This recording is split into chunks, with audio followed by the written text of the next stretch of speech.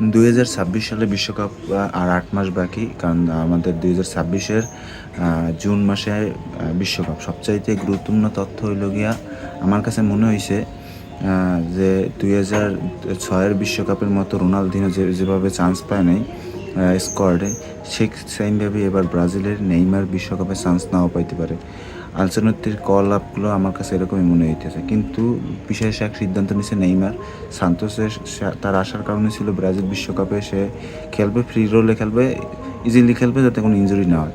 কিন্তু মেইনলি সমস্যাটা হইছে এখানে আসার পর মানে ম্যাচ কম পাইতেছে। সান্তোস যেহেতু সেকেন্ড ডিভিশনে নেমে গেছে, এই কারণে ম্যাচ কম পাইতেছে।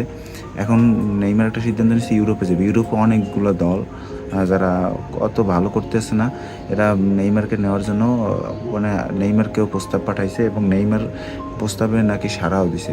এবং সান্তোস থেকে তার কাছে এরকমই কন্ট্যাক্ট ছিল, সান্তোস থেকে সে খুব অল্প কিছু টাকা নিয়ে সান্তোসে খেলতেছিল সান্তোসের খারাপ সময়ের কারণে। এখন সান্তোস থেকে সে যাইবে, বিশ্বকাপের পর আবার সে ব্যাক করবে, এরকম একটা সিদ্ধান্ত সম্ভবত নেইমার নিয়েছে। এরকম হইলে সম্ভবত যদি নেইমার সুস্থ থাকে, ফিট থাকে, তাহলে নেইমার বিশ্বকাপে আবার ফিরতে পারে।